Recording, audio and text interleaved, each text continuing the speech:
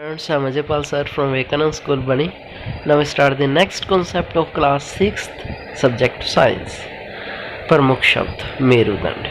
सबसे पहले मेरुदंड आपको प्रमुख शब्द के अंदर पता होना चाहिए क्या होता है। मेरुदंड आपकी कमर के अंदर एक लंबी संरचना होती है जो छोटी छोटी हड्डियों से मिलकर बनी होती है, जिसके ऊपर कंकाल तंत्र का पूरा ढांचा टिका होता है, उसको मेरुदंड बोलते हैं। कंदुक खलिका संधि।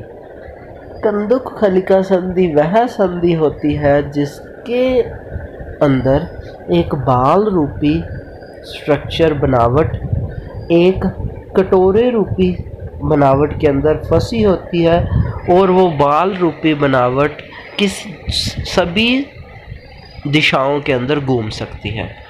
नेक्स्ट है उपास्थिति। उपास्थिति क्या होती है? ये एक हड्डियों की तरह संरचना होती है जो हड्डियों से थोड़ा सा मुलायम होती है और हमारे जहाँ भी संधि होती है वहाँ पे उपास्थिति प्रेजेंट होती है। गुहिका।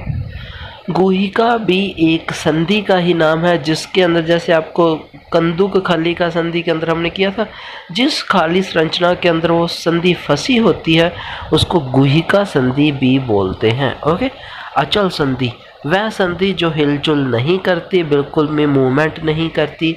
जंतुओं की चाल, जंतुओं का एक जगह से दूसरी जगह जाना उनके बॉडी के अंदर किस तरीके से संभव होता है, जो ये जंतुओं के चाल में आता है।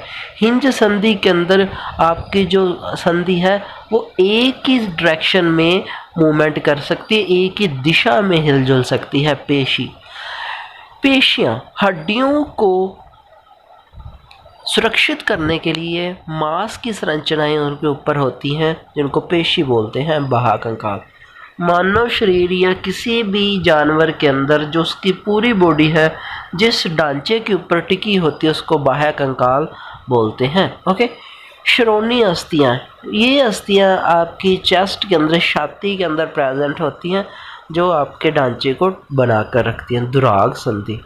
दुराग संधि भी बेसिकली आपकी बॉडी के अंदर एक संधि प्रेजेंट होती है, जिसके ऊपर जैसे आपके ये कंदुक खलिका संधि की तरह ही होती है, बट ये एक दूरी के ऊपर घूमती है, जैसे आपकी गर्दन के अंदर होती है। पसली पिंजरा आपको बता दिया, आपके शरीर के अंदर ढांचा जिसके ऊपर सारे के सारी बॉडी आपकी टिकी होती है। कंधे की अस्थियाँ। कंधे की अस्थियाँ बेसिकली जिससे आपका कंधा बना होता है, जिन अस्थियों से कंकाल तंत्र, वही क्वेश्चन रिपीट हो गया। धारा रेखिया। धारा रेखिया का मतलब होता है वह बनावट जिसमें आगे से कोई जीव या जंतु पतला होता है और पीछे से वो थोड़ा मोटा होता है, उसको धारा रेखिया बोलते हैं।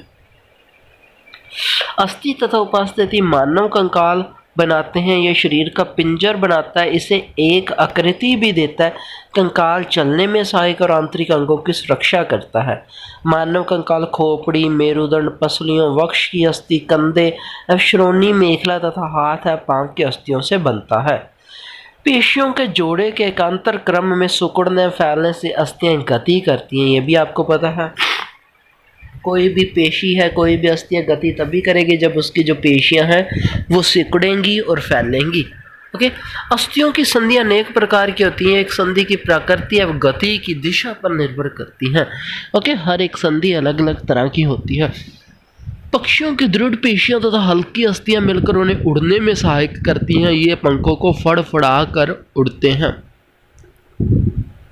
मछली शरीर के दोनों ओर एकांतर क्रम में वल्ल्या बनाकर जल में तैरती है। आपको बताया था ना कि वो कैसे वल्ल्या बनाती है। पिछली उसकी पूंछ एक डायरेक्शन में जाती है और आगे वाला मुंह दूसरी में जाता है। सर्प अपने शरीर के दोनों ओर एकांतर क्रम में वल्ल्या बनाते हुए शरीर पर वल्याकार गति करता है और आगे की ओर फिसलता है। बहुत सारी अस्थियां तथा उससे जुड़ी पेशियां शरीर को आगे की ओर धक्का देती हैं। तो सर्प की भी बताया था कि इस तरीके से उसका शरीर मूवमेंट करता है वल्ल्या बनाकर। तिल चट्टे का शरीर और पैर कठोर आवरण से ढके होते हैं, जो बाह्य कंकाल बनाता है।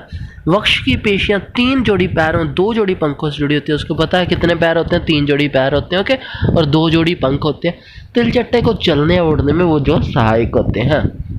केंचुए में गति शरीर की पेशियों के बारी बारी से विस्तरण एवं संकुचन से होती है। शरीर की अधस्तर पर शूक केंचुए को भूमि पर पकड़ बनाने में सहायक है। घोंगा पेशियां पाद की सहायता चलता है, उसका जो पेशी का पाद मीन टू एक पेशी का गुच्छा होता है उसको मूवमेंट में मदद करता है। I hope you understand all the concept. Okay, next हम कल इसके अभ्यास के प्रश्न आंसर डिस्कशन करेंगे। Take care, stay home, stay safe, bye.